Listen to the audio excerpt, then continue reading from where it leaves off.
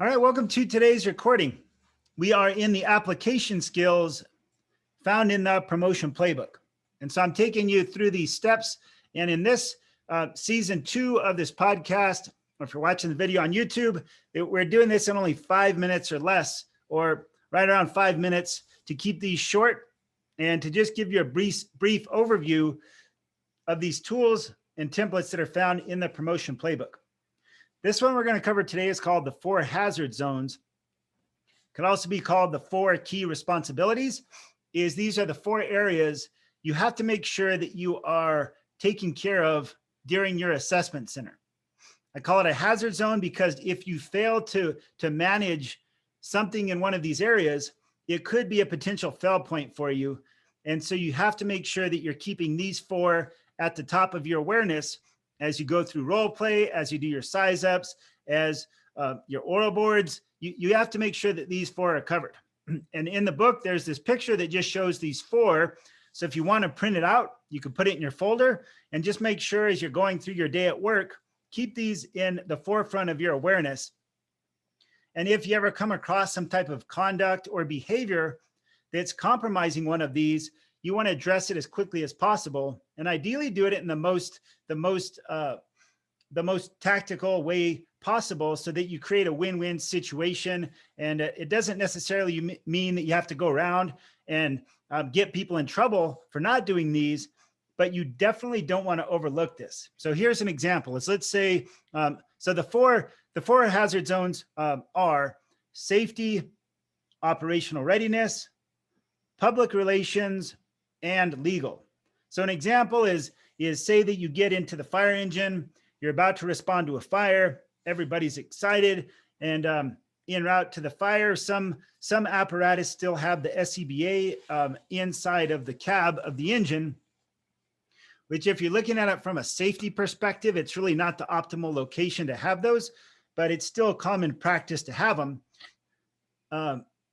And so sometimes responding to fires, firefighters get carried away. They'll focus on putting on their gear. They'll focus on getting their pack on before they get on scene. And sometimes it's overlooked to put on the seatbelt.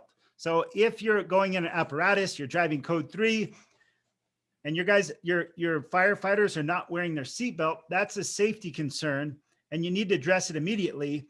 A simple fix to the problem is just remind everybody and make sure that everybody's aware that every time you respond in that apparatus, everybody's wearing their seatbelt. Operational readiness is make sure that your apparatus are ready to respond. Staffing is appropriate. People are able to drive the apparatus, and all the gear is intact. So you're able to do your job, and you're able to do it safely. You're able to do it in a way that portrays the best perception to the community. So for public relations is you always have to make sure that the image of the department is being represented well.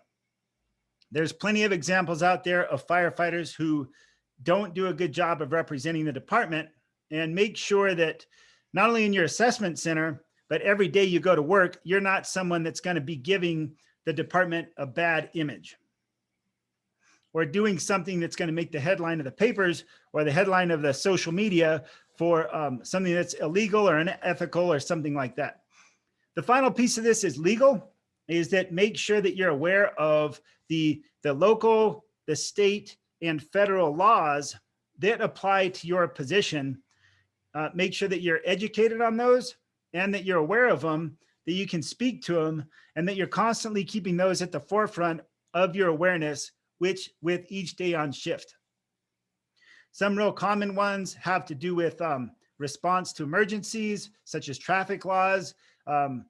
You also have substance abuse on duty, and you have to make sure that people aren't showing up to work smelling like alcohol or using illegal drugs. You also have to make sure that harassment, that you are not allowing people to do sexual harassment or discrimination or any of these other things that are illegal.